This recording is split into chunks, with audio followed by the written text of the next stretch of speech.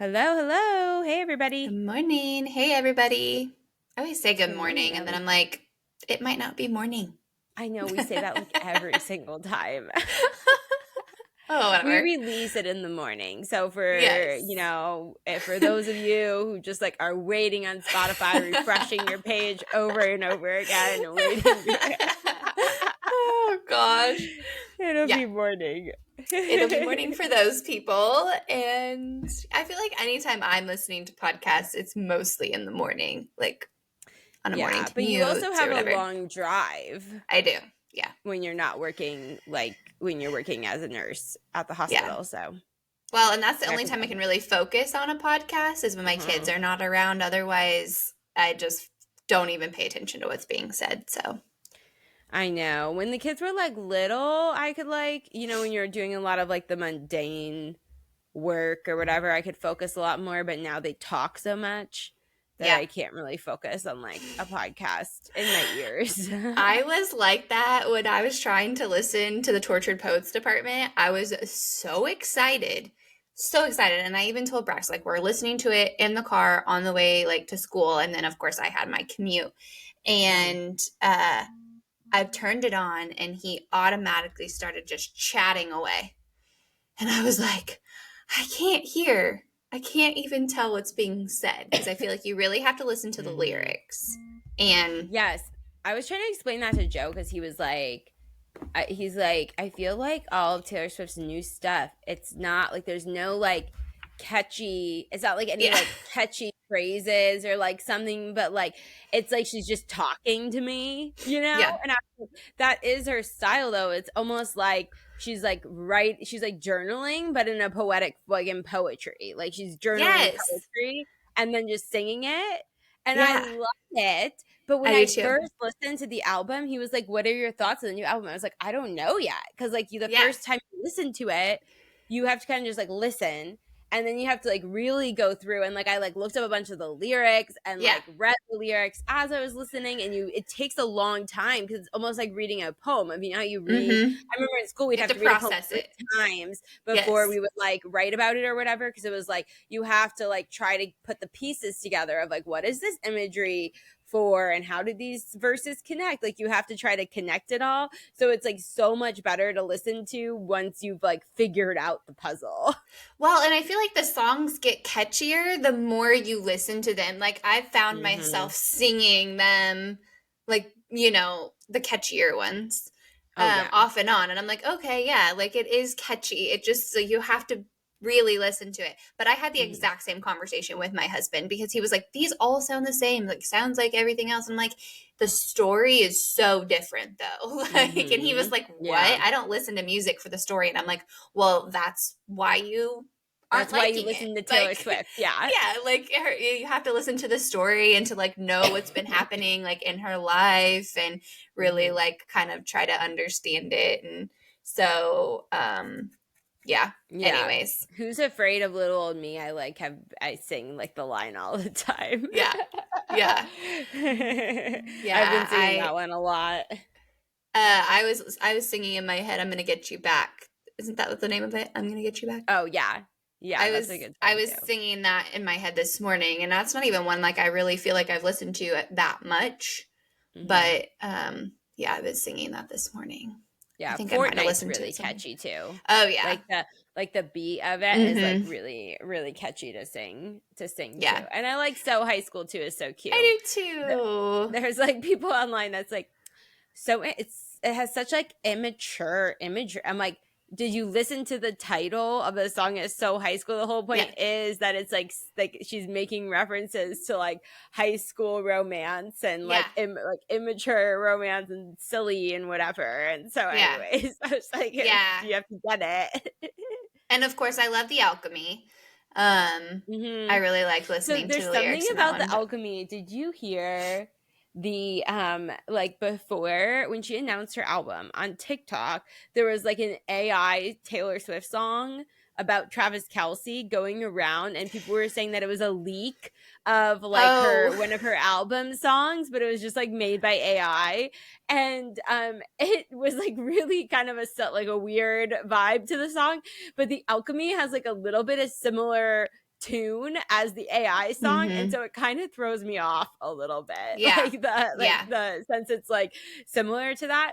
But I really like the albatross, and I don't know if you've read into this, but I'm almost certain the albatross is also about Travis Kelce. So I guess that there's this like poem. Have you listened to the albatross? Like, do you I've know what it's listened like? to it, but I haven't gotten my like third listen in where I can like You really, haven't dug in. yeah. Yeah. So I guess that there's this poem that she references in the albatross where there's a sailor who shoots down the albatross because he thinks that an albatross is bad luck, but it's Mhm. actually good luck, like an albatross around your Oh, ship. And so yeah. yeah, so he like shoots it down, then he like is plagued with bad luck or like whatever because the albatross is actually good luck. And so the first half of the song is like how the albatross is out to get you, and like it's all these men warning like the sailor that the albatross is out to get them, and she's bad luck, and Taylor Swift's the Mm-hmm. albatross. And but Mm-hmm. then when they shoot her down, like they break up with her, they break her heart, they have bad luck. But then it was like, oh, but if you care for the albatross and see it as a good luck sign, then like you are Will taken be care rewarded. of, like kind Yeah. of thing. And somebody on TikTok was like Taylor Lautner, like he's had like really good luck and has been seen a really good light because he didn't like break her heart or anything. Like it was like an Yeah. amicable breakup when they like broke up. And so it was almost like her saying Travis Kelce, of all these people are like warning him not to be with her because Mm-hmm. she's like bad luck or bad news in love, but like really she isn't. It's just that like they didn't treat her right. But if you Mm-hmm. treat her right, then she's like good luck. So anyway, Yeah. so now when you listen to it, you'll get it. Yes. But it shifts perspectives multiple times of like the pronouns that they use and stuff, and it like Mm-hmm. it's really good once you kind of get it. And so anyway, so I like that song because I feel like a lot of people are just saying like the Alchemy and So High School are so obviously like about Travis Kelce, but I feel like the Yeah. Albatross also is very much Mm-hmm. about like her new romance with him and stuff. Yeah. And so anyways, it's Yeah. good. Which did you see them at the Patrick Mahomes gala? Yes, I did. I So did. cute. And I was like, I was telling my husband Cody about it. And I was like, did you see the videos? And he was like, no. And I was like, they were at the 15 and Mahomes Mm-hmm. gala or whatever. And I said, and he called her his significant other. And I was like, That's what I said to my husband. He was like, "Is that the news you had to tell how me?" sweet. I was just like, how sweet is that? And it was just like so natural for him to like say it. And I'm like, that's just so sweet. I just love their story.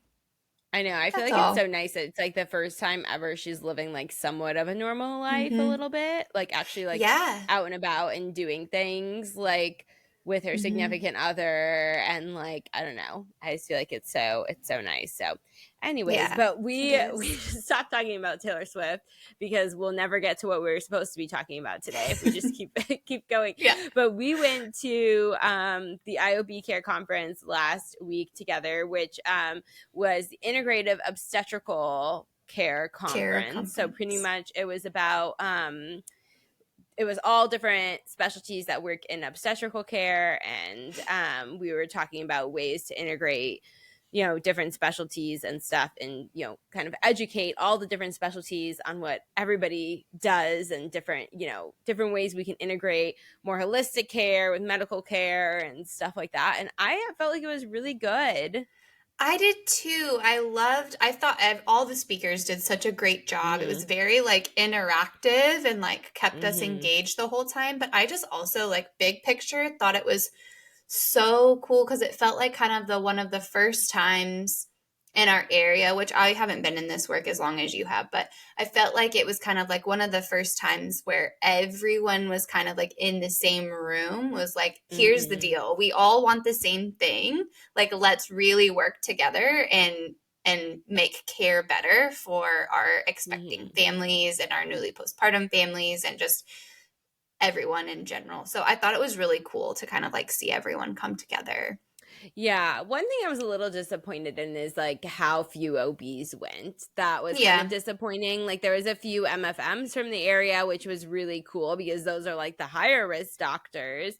I was a little disappointed. Like there was a few labor and delivery nurses. That was cool. But I was like a little disappointed that more OBs didn't come because the people who ran it did say that they reached out to a lot of OB Yeah. groups and none of them decided to come, and that was just a little disappointing for me because there was such good conversations with the medical staff that were Mm-hmm. there, between the medical staff and like the more holistic practitioners, that like it would have been cool to see a few more local OBs that we work with a lot and that like Mm. do practice with like a lot of people in the area, Yeah. show up to like learn about those things. But hopefully next year. I hope it just grows. I know, I mean, it was the first one and I felt like it was a good Yeah. turnout. And Yeah, so it definitely was. I'm hoping that the MFMs that were there, you know, will take things back and kind of Yeah, and it communicate, will disseminate gain it more down to. interest. Yeah, it will gain Mhm. more interest and hopefully hopefully that it was discussed that maybe we need to come up with like a I don't know, committee or like formal group that continues to work. And so hopefully that will come to fruition Yeah. and the work will continue and like information sharing will continue. And so that's my hope. Yeah, Um, started to open some doors, but I do agree that like it was like very just like I don't know what the right word is for this. It was comforting to mhm, see people on very opposite sides of the spectrum be able to have very um like productive and friendly conversation about different, mhm, different ways to help, like mhm. you said, like same goal, like we all have the same goal, so let's reach into different specialties to kind of make help people where they're at, because I think it's very easy for it to become very divisive of like us against them, and like we Mhm. definitely aren't like that as a practice. I mean, our whole practice is built on trying to work like with medical interventions Mhm. and that people either want or need. We work with a lot of high risk pregnancies. I know we respect a lot of doctors in the field, but Yeah. sometimes it is very easy for it to be like, and especially in our clients' minds. So like I feel like these conversations are so good also for just like people who are giving birth to see that we're like all on the same side, because I feel like sometimes our pregnant clients like feel like they have to pick one side of like they either have to Mhm. be super holistically minded in like their birth experience, like have a home birth, see a Yeah. chiropractor, only have a midwife, like only focus on like nutritional support when it comes to issues in their pregnancy instead of ever using pharmaceutical medications. And then you have the other side that's like, I believe my doctor, I trust my doctor, I believe in science, which is like all great, but also that doesn't mean that like science and your doctor is like the god over your pregnancy and there's not Yeah. like other things that could better support you with different issues that you're having throughout your pregnancy. Like you're having low back pain, wouldn't it be better to go to a chiropractor than or a pelvic floor PT than taking Motrin, or Yeah. Tylenol, your whole entire pregnancy? And so like it's nice to just start having that conversation and even have people from the outside seeing us having that conversation of how it can all be meshed together to like make the best Yeah. care plan for you. I thought it was really interesting when they brought up I can't remember who brought this up, but where they brought up the ACOG website and like was talking about like back pain. And it was just like, yep, Mhm. back pain's common. Like it'll go away when you have your baby. Mhm. What? Like there's so much we could be doing for the different aches and pains. Like, yeah, they're common, but it doesn't mean we can't like work with our ever changing body Mhm. to And what's make things unfortunate, more it's comfortable. yeah, and it's more like ACOG is just like I don't have the answer to lower Yeah. back pain. But like instead of saying but these other specialties might, because like it Mm-hmm. because I don't think OBs shouldn't have all the answers to No. everything. They don't have the time, the energy, the attention. That's not their specialty, is not Mm-mm. everything that has to do with pregnancy. It's like the medical care associated with pregnancy of making sure you and your baby are generally healthy and taking care of problems that arise. Yeah. Like Yeah. that's their specialty. It's not like to care for the whole person during pregnancy and birth, whatever they need and Yeah. whatever might arise. But Yeah. it's unfortunate that they don't just say, oh, these people might have the answers. Yes. We don't. Yeah. And I really feel like that's what makes a good provider, a good support person, whoever it is, to say, like, that's not my specialty, but this is who could help you, versus just saying, like, well, I don't have the answer, so that is what it is. Or, just being reluctant to refer out. And we talked about this with like that lactation too, pediatricians, most of them don't have, the training on lactation, but they're also reluctant to refer you out to a lactation consultant that can actually help. It's the same thing that goes for pregnancy and fertility and all of that. There's so many people that bring so much to the table to really improve care overall, and we just need to be tapping into all the resources, because we can do better. Like, we can do better than what we're doing. So I thought that was... And I feel like someone had a problem with this when I first started, of like not wanting to also relinquish some control over my client. And I guess that's not the right word, but like I felt like it was my responsibility to like have a lot of the answers. And I feel like, OBs can get that way and stuff, of like they don't want to refer them to a chiropractor because they don't know what that chiropractor is going to say to them or not say to them that's against, maybe what they agree with or they believe in. And I think like we have to get better at treating all people, but like especially pregnant individuals, as fully grown adults who can make their own decisions and take in information and then just like take what they need from it and let go of what they can't, and empower them to make those decisions, instead of like, I think I just see a lot of OBs being like, well, I don't want them to work with a doula or work with a chiropractor or whatever, because they're going to say things that are not what I agree with or what I believe in, kind of thing. And so like you have to relinquish some control over the full grown adult that is your client. Like, I don't know. I was just thinking about how as a doula, I'm so much better at like taking breaks now than I was when I was first a doula, because I felt like, what if I leave the room and then the doctor comes in and wants to break their water and I'm not there to help facilitate the conversation? I'm like, okay, I got to relinquish a little control over, like, I taught them how to get informed consent. I talked to them about these decisions. We talked about asking questions to your doctors. We talked about waiting. And you know what? Maybe, and if they choose something that like I don't think is the right choice, that's totally okay, because it's their body and it's their birth experience. If I go and take a pump break or go take a break to get lunch or something like that, and I can let them know, hey, if you need me, like, just call me, I'll be right up, or I can talk on the phone or whatever when I'm on a break. But like, I feel like you just kind of have to, like, myself included and other care providers, be like, it's okay if they don't make the same choices I want them to make for their pregnancy, because it's their experience. So yeah, it's good. And well, then the speaker. What's that? Go ahead. No, go ahead. I know what you're going to say. Go ahead. The headline speaker was Rebecca Dekker from Evidence Based Birth. Shout out EB Birth. It was so good. I didn't get a picture with her, and I was hoping to, but I did. I did bombard her in the bath. She was walking out of the bathroom. I was in the bathroom with her, but I waited till she walked out of the bathroom, because I was like, I don't want to be like, hi, I see you trying to put on your lipstick. But I like walked out at the same time as her. I was like, excuse me, I'm not trying to like bombard you in the bathroom, but like, I just wanted to say, like, thank you for your research. It's so helpful with clients. Like, we get so much use out of it. Like, the work you're doing is really important. And then I didn't, it was kind of just like weird. So I didn't want to ask for a selfie right outside the bathroom. I'm laughing because I also ran into her in the bathroom. Oh, really?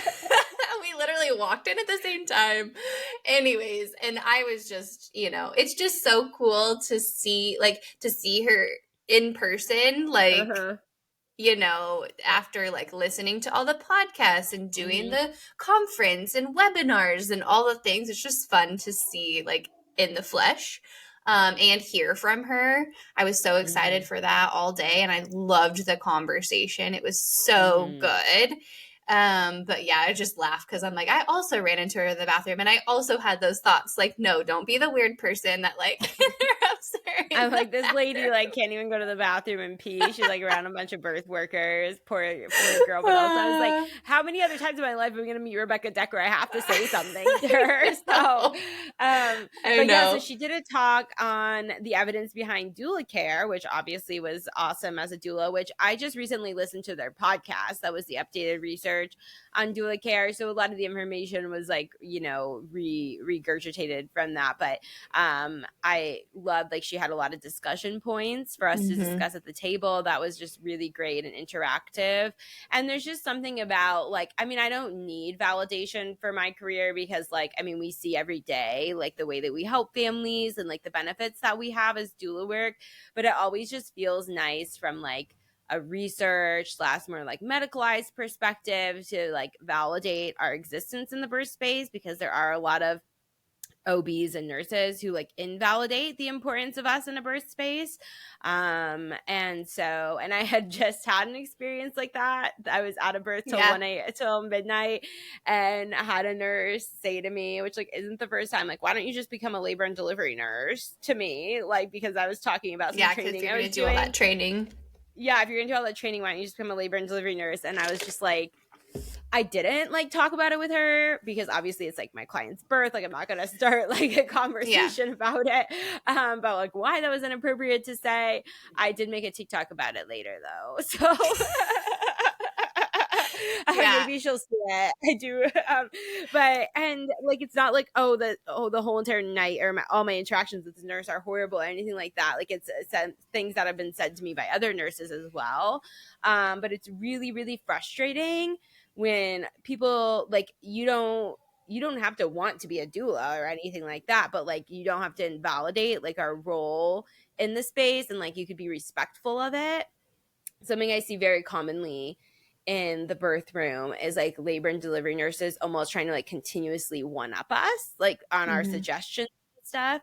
And I'm just like, girl, like step back. Like, why do you care so much of like, every time like I'm like, oh, let's do this position. They're like, well, when you're in this position, your hip should be a little bit more like this. Like they're always trying to just like make little tiny, like subtle, like comments. Like, but it's like, and I'm like, something about me is that I've learned lots of things from labor and delivery nurses. So like I love labor and delivery nurses like teaching me things that they've learned and like all that stuff so that I can implement that.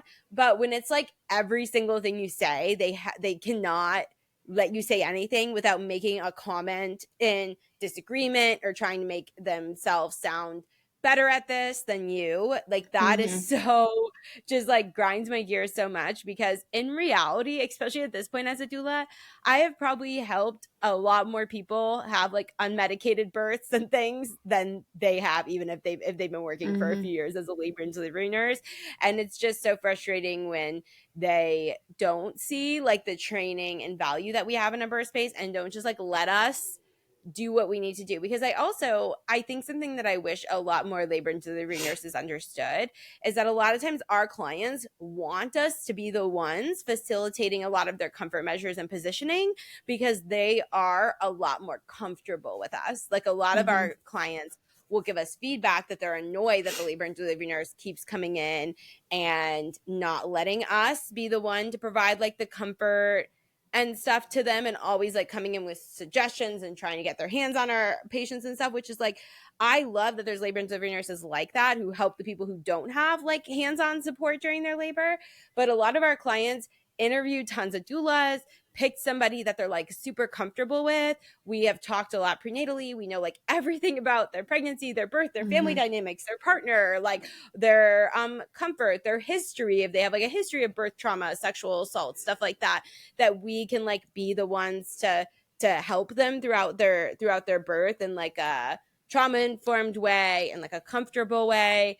And that really annoys me when nurses don't like value that and are just like try to act like they're the center of it all when like they just met like my client that day and they don't know everything that they want for their birth. Yeah, it's just a prime example of not having respect for each person's role in the birth space, which I thought was really cool. One of the MFMs that was in attendance made the comment after that talk about doulas, because it was a lot of conversation about sharing the importance of doulas and whatever. And she kind of was like, well, doulas are not a new thing. Like, Mm-hmm. while it might seem like a new idea, it's not new. Doulas were the No. first people in the birth space. Mm-hmm. And so it's kind of reclaiming doulas and the work that we do in the birth space versus like trying to get people to accept something new. And Yeah, so I totally. thought that was kind of a cool comment coming from a physician. Um, Mm-hmm. and so yeah, I just that part of the conversation was really cool, and I just hope that we can start moving further into just respecting everyone's role, everyone's expertise, everyone's training, Mm-hmm. because we are all trained differently, but we all have something to bring to the table. And it doesn't Mm-hmm. have to be a competition of who knows more about certain things. It's just Exactly. it's just Exactly. Yeah. And frustrating. And it's so easy for you to be able to tell when it's like the labor and delivery nurses who have the best intention are just helping and also giving suggestions, and like we're collaborating together to help our client get to the best birth. It's so obvious, like that is totally okay. I don't ever want a labor and delivery nurse to listen to No. this and be like, oh, should I not make suggestions when there's a doula in the room? Yeah, Should I yeah, not yeah, be yeah. there like helping? No, no, no. That's not what I'm Right. talking about at all. It's very, very obvious to us when your intentions are to almost like try to make your client feel like your doula is worthless. Like, why do you even Mm-hmm. have a doula? I can do all this kind of Mm-hmm. thing. Because there's so much more to the doula role than the hands-on support we provide during birth. One, we Yeah. are highly educated on fetal positioning and comfort measures. So like we should be the people providing that stuff in the birth space. And then the thing about that is that the labor and delivery nurses who respect that then have a lot easier of a job throughout the day of like just charting and help, doing the clinical tasks and stuff like that. And then on the other hand, then you see the ones that just they're always in the room every time you do, it's very obvious that you can tell that they're just like trying to create a divisive relationship between the doula and them. And that's just so frustrating for me, not just because like I said, like I don't need to be validated. I know that I'm important in the birth space, but it makes like an odd dynamic in the room for the person giving birth, like Yeah. a rift in the room. And I hate that, which is usually why when I have those kind of interactions with nurses like I did this week, I just like let it go, because I'm not going to change their mind on like that they should respect doulas in the birth space and like one birth. And that's not my job to do that. That's their self work that they have to do. And Yeah. it's not something that like is going to provide any benefit to like my client right then. If I Yeah. get kind of like an overbearing nurse like that. Yeah, I mean, being a nurse and talking to people Yeah. about doing my doula training and stuff, like I get all the time. Well, why don't you just become a midwife? Why don't you just go work in labor and delivery? And it's because I don't really want to show up in this space that way. Mm-hmm. I adore midwives. I adore labor and delivery nurses, but that's not who I want to be. And Yeah. I mean, as a nurse, like your training is very different, very, very different Mm-hmm. than the training that doulas get. It is so different. And Yeah. I learned so much in my doula training that, I never learned in nursing school.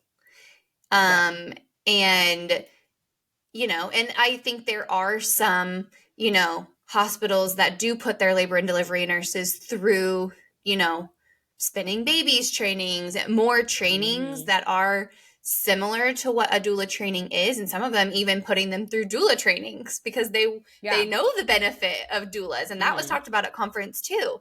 They know the benefit Mm-hmm. of doulas, so they want to train their nurses, but they don't support them in practicing that way. Mm-hmm. So, Exactly.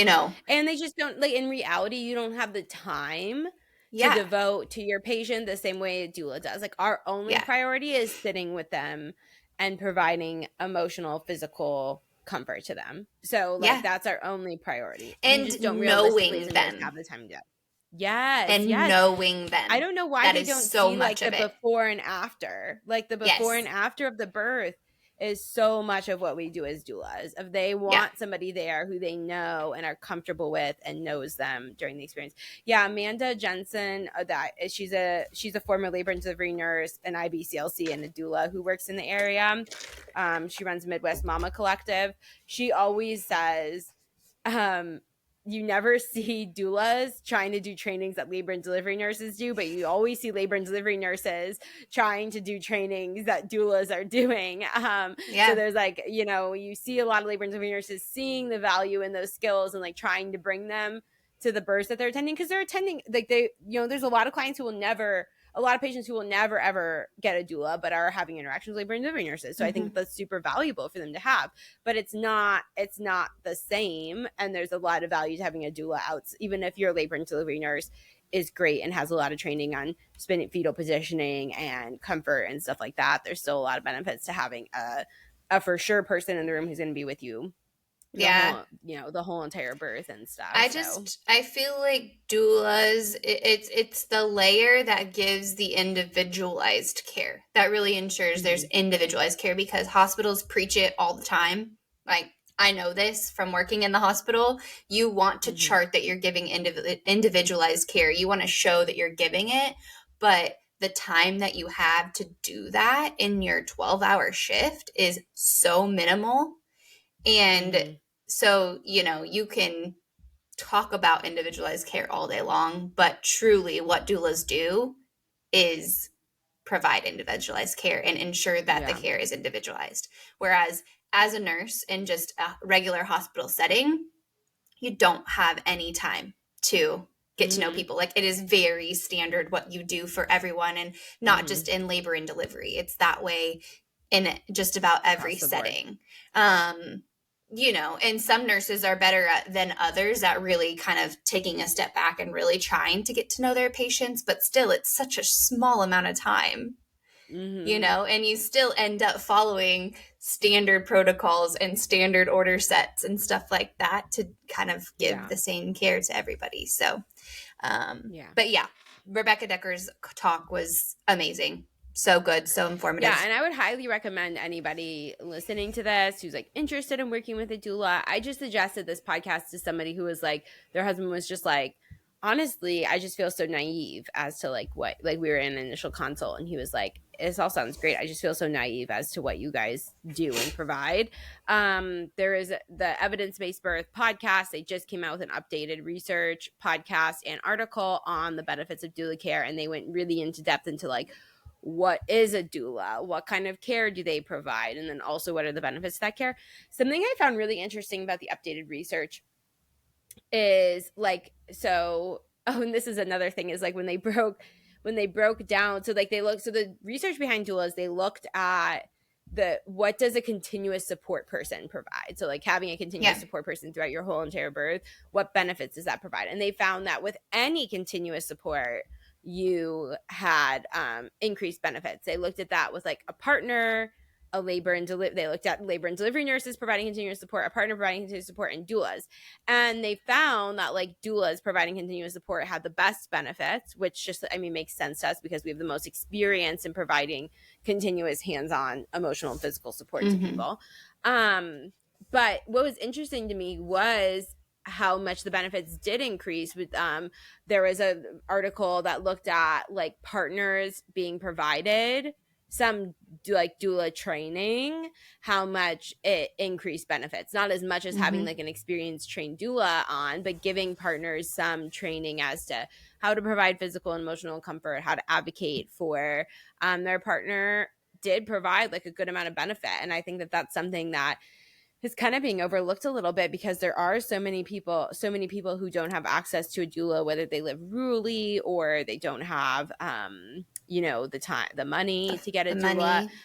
Yeah. Or they just don't feel comfortable having another person in their birth space. Like, I've supported 100%. a lot of clients through, childbirth education and coaching that are just like, yeah, I really only want it to be me and my partner, but I want them to be prepared and feel important in the space. And so that's what we work on. So, yeah. And I personally used my husband as my doula for both my births. Yeah. I didn't have a doula for either of my births, and Joe did a lot of like reading and education on how to support me. And did I have pretty fast, easy births that like I didn't need a ton of like, oh, you need to get in this position. Baby isn't descending. You're not, Yeah. you're pushing for 3 hours. Like I didn't have a lot of those issues come up that like would have been really helpful to have a doula there to like help with. But he was amazing at providing comfort, emotional reassurance.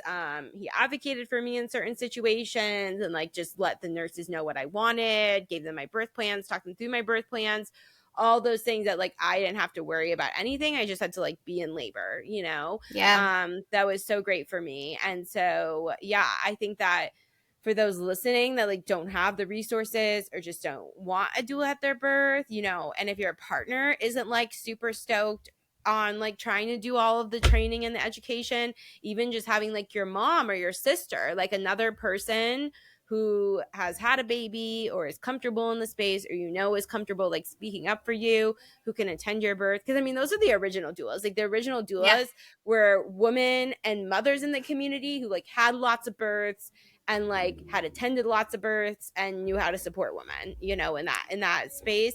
And so having just somebody who you feel comfortable with, like a best friend who's had a few kids or something like that, learn, give them some resources to learn how to support you. The Birth Partner is an amazing book for Yeah. that type of education.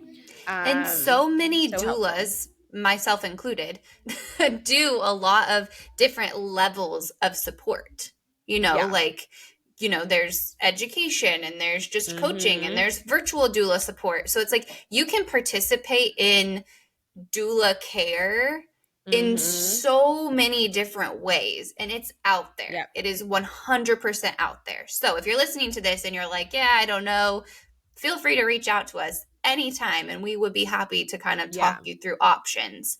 If you're still wanting to reap the benefits of it, but maybe, again, don't have the means, live rurally, like whatever your situation may be, there's still other ways to get it. So Totally. And that prenatal coaching, I feel like just isn't talked about enough, how important that can be to just like be walked through. What is this experience going to look like? What are things I can do? Like really get mentally and physically prepared for the experience is huge to a positive birth experience. So I think that's really important. So yeah. And then another one of the talks that I got a lot out of was Kelsey Beach's talk, the pelvic floor PT, on open glottis versus closed glottis pushing. I have to admit, I have tried to learn about open glottis pushing, and I just feel like I did not have it. Like I would like listen to the YouTube videos and like try to figure it out, and I just could not figure it out in a confident enough way to like teach it to somebody. And so having her like practice it and her walk us through it was so helpful, as well as giving me talking points with nurses and staff, because I mean, I mentioned this at the conference. The biggest thing that I see with open glottis pushing is that some of my clients have taken pelvic floor PT and learned how to open glottis push and really wanted to use it. And the nurses really get like upset at them or yell at them, like, just hold your breath, just push. And then they're like, well, and then they always say to them, like, you're never going to get a baby out, not pushing really hard, like pushing gently like that. Like, oh, people say, oh, breathe your baby out. That's not true for first time moms. You can't do that as a first time mom. And like, if you don't push really hard, then in 2 hours we're gonna, they kind of threaten, like in 2 hours Yogi's gonna come in and want to do a vacuum or do a C-section, like if you don't get this baby out in 2 to 3 hours, and so like you've got to just push as hard as you can so that we can have this baby under that time, that kind of time limit that OBs will come in and start kind of pushing interventions on you.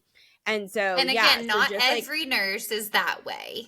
No, but that's the biggest feedback. And me and another doula were talking about this, is the pushing is the most stressful and pushy as terms of like no pun intended, not pushing in terms of like pushy of like the doctors and nurses are very pushy as to like this is the way you do it, and there's not room for other suggestions or things, because we get a lot of nurses who are like, let's do all the positions during labor to get this baby out and move and groove and do all the things. Then the second pushing comes, they're like, this is the position, this is the way you do it, and if you want to do it another way, we're going to yell at you each contraction.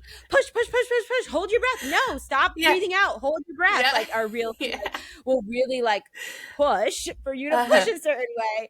And I don't know why it's like that in the hospital. It's kind of like we've seen a lot of like laboring change. So like, we don't want you laboring on your back and just sitting on your back with an epidural and waiting for baby to come down. Like there's a lot more active management in that. And for some reason pushing, there's just like not a lot of room for doing things differently. Even more room with unmedicated births, just because a lot of times they know people aren't going to listen to them with unmedicated births. But still with unmedicated births, a lot of times they'll say, get on your back, hold your breath, stop doing it that way. Like telling people to stop doing what their body is wanting to do. And it's like we don't need to override their intuition. Yes, exactly. And I think it's like when you see births in other settings outside of a hospital, which like labor and delivery nurses and doctors aren't seeing births outside of a hospital setting, you see how people instinctively push their babies out without any sort of coaching or guidance. And usually it's open glottis. Like they breathe and make noise and kind of like roar or grunt like their baby's down. They don't like hold their breath for long periods of time. And that's usually a very effective way to push babies out. And you also don't usually see them, me and you were talking about this, curling over their bellies when they're pushing. Usually you kind of see them like pulling back, maybe pulling their knees towards them, but like pulling their like their chest back while they're pushing. And so that was really, really interesting to just hear like the science behind it, how you actually do it. And so the one point that I'm really glad is that Kelsey said that in research, it only took 16 more minutes to have a baby with open glottis pushing versus closed glottis, which a lot of times doctors and nurses make it seem like this baby's going to take 5 hours to come out if you try to breathe your baby down. And so I thought that was a really good thing that I can kind of like mention to nurses and doctors when we're advocating for like open glottis pushing. Yeah, because faster isn't always best. So like, yes, we might be able to push a baby out faster sometimes with closed glottis and more force, but like it could then cause tearing and just more discomfort and all of those things. Like, or like fetal and maternal distress is not something I see a lot of how exhausting it is to hold your breath for 10 seconds 3 times in a row and pushing with all your might and then doing it again a few minutes later. And also then you're not like getting a ton of oxygen to your baby either when you're doing that. And it's just causing discomfort, which is and tension, which is causing you to feel more pain, and it's kind of inhibiting your natural oxytocin flow. So it's a vicious cycle. So it's like, that doesn't make sense. While it might be fastest, it doesn't make sense. But I think the biggest takeaway I took from her talk is like, yes, some of the practices that we traditionally see in the hospital, minutely are more effective. But it doesn't mean that that's the way every single person should do it. Like it still needs to be that person's decision.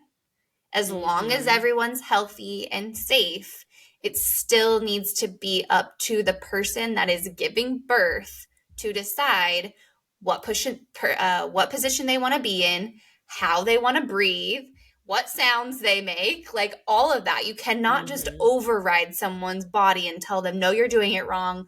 Because that's not effective either.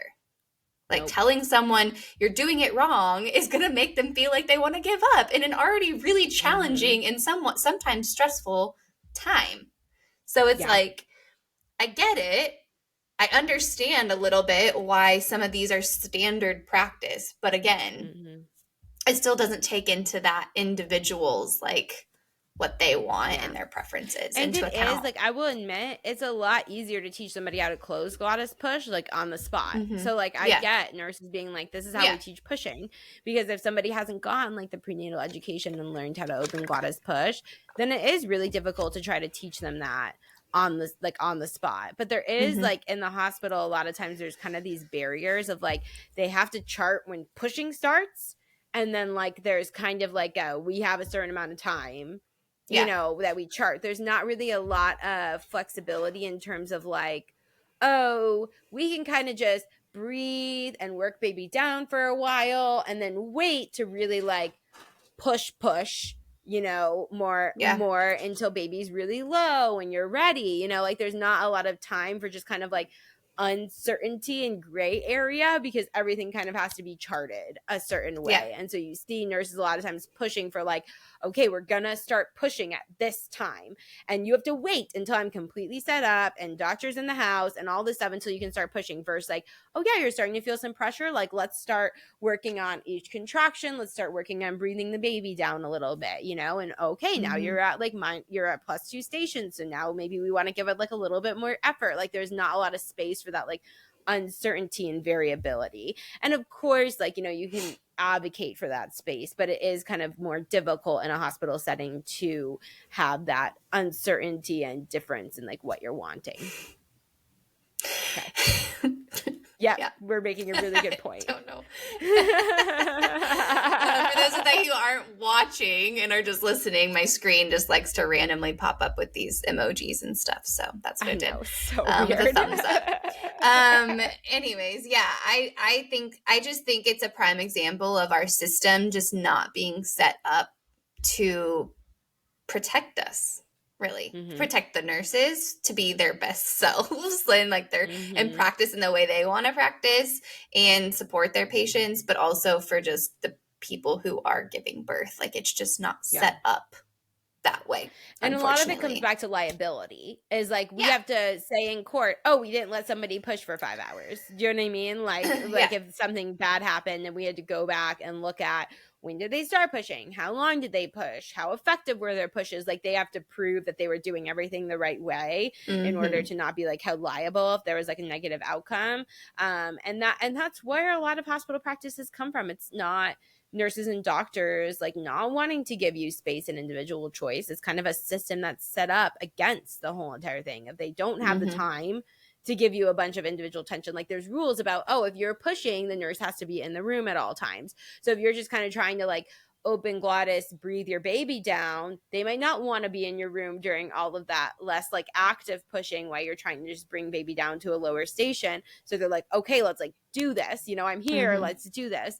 There's, doctors having timetables that they kind of have to work on because it's seen as best practice. And if they were held liable in court, they would be saying that they weren't doing the best practice if their times were outside of that. And so there's like a lot of hospital systems that are like working against providers integrating some of this care. And so sometimes that's why I'm like, you got to integrate it from the ground up sometimes of like, as a patient, you just have to ask for something different. You have to say like, you're in charge, and you have to give yourself back control and just say no.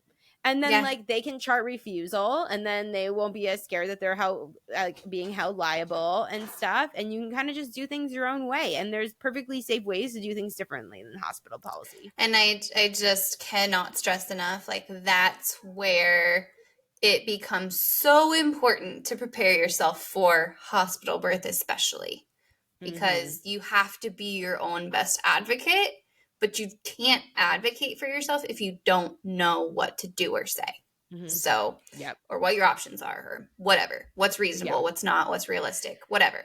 So it just, anyways, I will not get on that soapbox, but. Yeah, well, I think what's so important for people to know when it comes to advocating for themselves is you do not have to try to prove to the nurses and doctors that your way is the best way. You don't have to try to remember all the research that you read supporting what you did. And then because I see that a lot in clients being like, well, I want to open glottis push.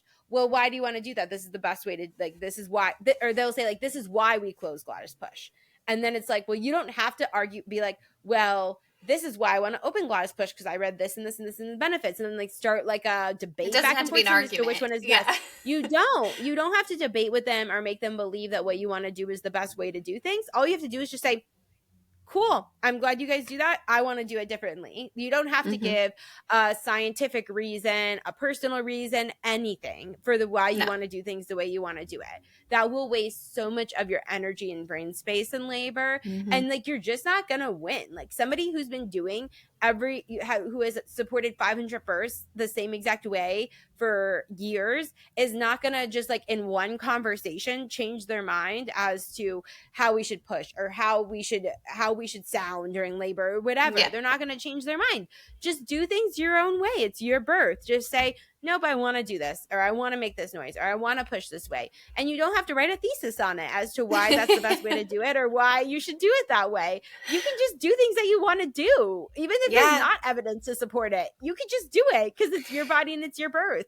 And I've told clients that before, especially I keep coming back to pushing because like you said, it's just the conversation that always happens. But I've told clients that before, like they look at me like, well, they're telling me that I have to do this and I feel like I want to do this, but they're not hearing me. And I'm like, then just do it the way you want to do it.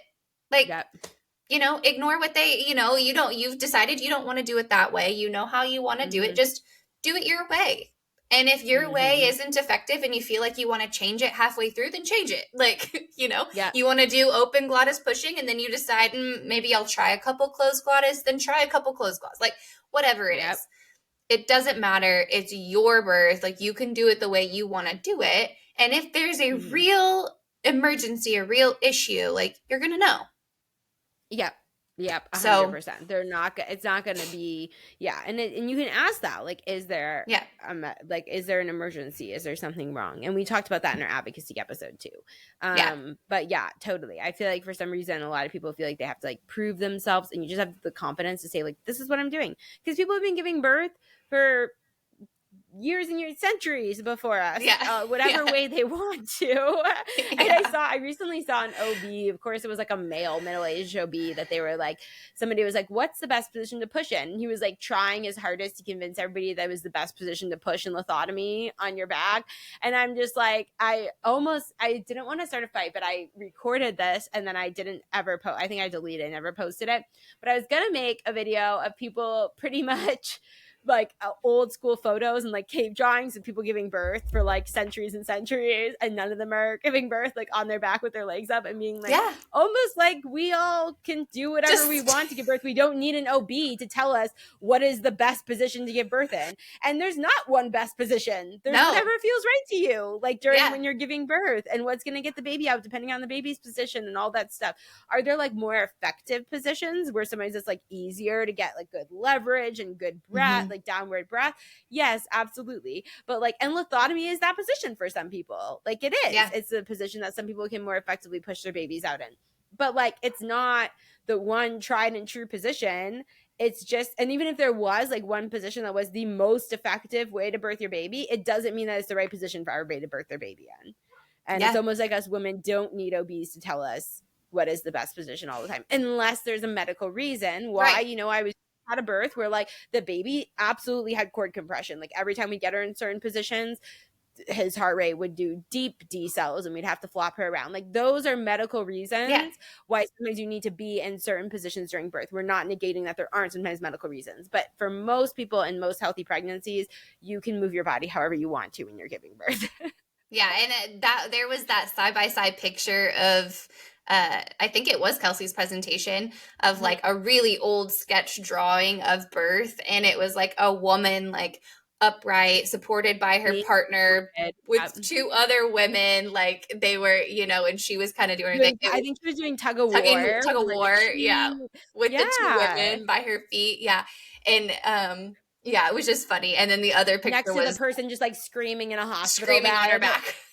And like also it goes back to more than just positioning when you look at those images of like which ones does the person feel like they have people supporting them, they don't feel alone, they have empowerment, they have oxytocin flowing because they're sitting on their partner's like holding them up and whispering encouraging words in their ear, why probably two women that they know very well are like pulling a rope and saying like, you got this, like, and helping them and encouraging them and helping them birth their baby. Which one do you think the person feels more relaxed, feels safer, feels comfortable, like giving birth, versus somebody sitting in a hospital bed with a hospital gown on with like just like screaming while people are yelling at her to push, you know what I mean? Like people that she just met that day are to yelling at her to push. Like one also makes you just feel safer and more comfortable. So yeah, we've done a lot of anti-hospital talk in this in this episode today. I know.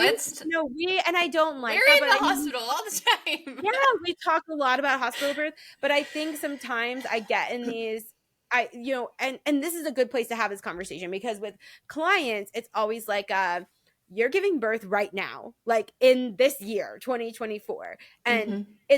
and you're giving birth in the hospital, which is a great option. It's the safest option for a lot of us, and then it's the safest, best, most affordable option for a lot of us. So like, how do we work with the system that we have to get you your best birth? But then sometimes on when we're at big conferences or we're having these conversations, it's like you also get downtrodden as a doula, like, especially when you're seeing some births out of hospital and you see how it can be different, and how it would be wouldn't it be so amazing if we could integrate some of these amazing features about out of hospital birth into a system in hospital, so that people have the safety net of a cesarean section or a vacuum delivery in emergencies, or higher risk patients who had to be induced or have but magnesium drips, like things like that, could also have the benefits that we see of some out of hospital births integrated into their hospital birth.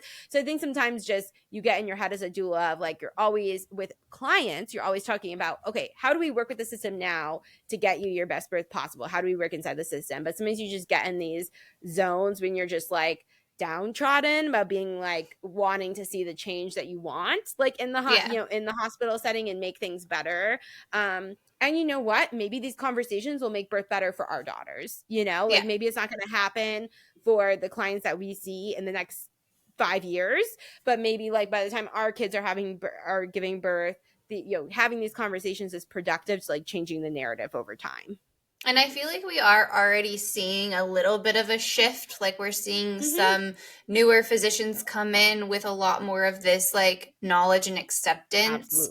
Absolutely. We're seeing more labor and delivery nurses get the training to kind of accept a little bit of new way to do things, and just be more supportive. And two, like a new generation of labor and delivery nurses who are kind of with us on this. Like they've had their own babies, they've had their own experiences, they see that it can be different, and they want that too. So I think there is starting to be a little bit of a shift, and I say that to our clients too. Like, don't want you going into your birth feeling like it's going to be a battle for everything you want, because that's not the case.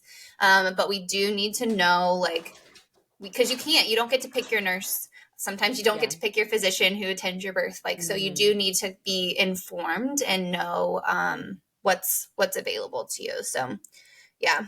Yeah. But and that just happened in my last birth too, of like, there was, a physician who I thought she had like a really difficult birth. And there was quite a few times that we had the C-section discussion because of things going wrong with the baby and with her, like both. And there was like the doctor who was on call before the doctor who she had overnight. I was like, I feel like we would have already been back in the C-section if she continued to provide her care. And then like the doctor who came on at night was just completely different personality, completely different training. She was ex-military, very just kind of like, we're going to bootstrap it. We're going to get this done. And like, she was so pushy to be like, we're going to keep pushing and pushing and pushing for you to have a vaginal birth, because I hate to cut first time moms, you know what I mean? And then you have the history of a C-section, all that stuff, provides complications to your next pregnancy. She's like, we're going to keep pushing to try to get this vaginal birth until it's like 100% certain that we have to move to a C-section. And she did. She got a vaginal birth. And, sometimes it takes, but you don't know, like, which doctor you're going to get. And, and you don't always know how your doctor is going to respond to those situations and stuff, like, depending on when complicated situations arise. So, there's so much that still needs to be done, but we are seeing a big change. I think a big part of the change also is just social media. Like, so many younger nurses and doctors are on TikTok and seeing things from doulas and from people who are pregnant saying what they're unhappy with in the system, and it's helping reframe their perspective to be outside of just the only what they experience and what they've learned and what they provide, to see the other perspective and change a little bit of how they're treating patients and stuff. And I think that's really cool also. It is. Well, this is almost an hour long.